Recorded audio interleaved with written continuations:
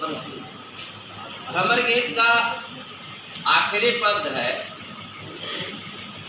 उसका अध्ययन हम लोग करेंगे। अखियां हरि दर्शन की भूखी। गोपियाँ कहती हैं कि हमारे नेत्र भगवान कृष्ण के दर्शन के लिए भूखे हैं, अर्थात हम सभी भगवान कृष्ण के दर्शन के लिए व्याकुल हैं, आकुल हैं, हमारे अंदर व्याकुलता है। कैसे रहत रूप रस राची, ये बतिया सुन रूखी। अवधि गणत एकटक मग जोवत, तब इतनो नहीं झूठी। अब यह जोग संदेशो सुन सुन अति अकुलानी दुखी। बारक वह मुख आन दिखावो, दुह पय पियत पदुखी।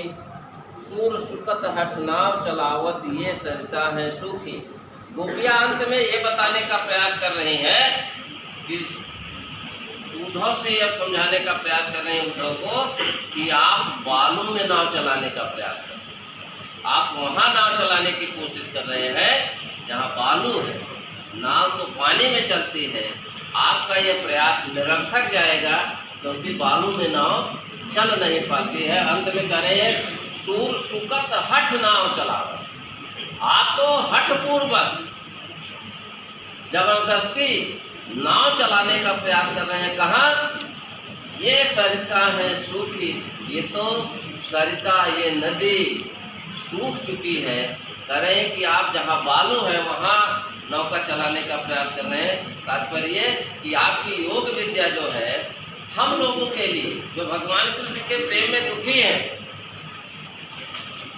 उस भगवान कृष्ण के प्रेम की जगह पर, उनके दर्शन कराने की जगह पर आप योग विद्या लेकर आए हो। यहाँ आपकी विद्या चलने वाली नहीं है।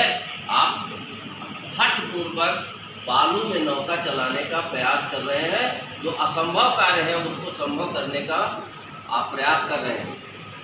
देखें कैसे रहत रूप रस राची, ये बतिया सुन रूखी। हमारे नेत्र जो भगवान कृष्ण के रूप और उनकी भक्ति में हमेशा रसी बची रहती थी, आपकी ये बातें सुन करके रूखी, इनमें रूखापन आ गया। एक हमारे नेत्रों में जो चमक रहती थी, जिसमें भगवान कृष्ण का स्वरूप बसा हुआ है, आपका यह योग संदेशा सुन करके ये रूखापन आ जाता है, इनमें निराशा आ जाती है। अवधि गणत एकटक मग जो, करें कि हम अवध गिनते गिनते, मतलब इंतजार करते करते, एकटक मग जो टकटकी लगा करके भगवान कृष्ण के आने के जो रास्ते हैं उसको निहारते निहारते कर रही है, तब इतना नहीं सूखी। तब तो हमारे नेत्रों में इतना सूखापन नहीं आया था।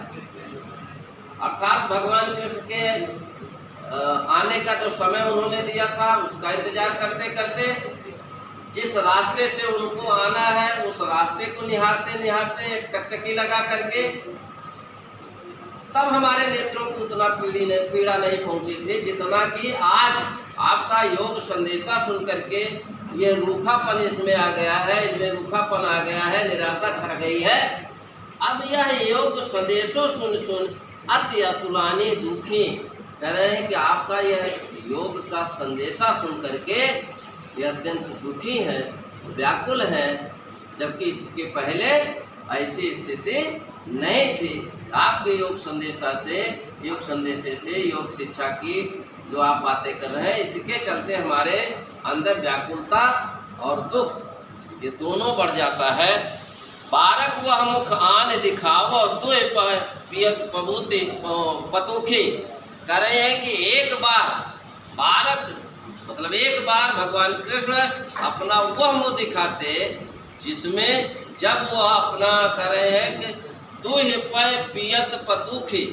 पतुखी कहा जाता है पत्तल में या दोना में, दोने में गाय को दूह करके, दूध दूह करके जैसे पीते थे, जिस रूप में उसको ग्रहण करते थे, करें कि वह मुख एक बार फिर हमको दिखाई पड़ता या उसके दर्शन होते।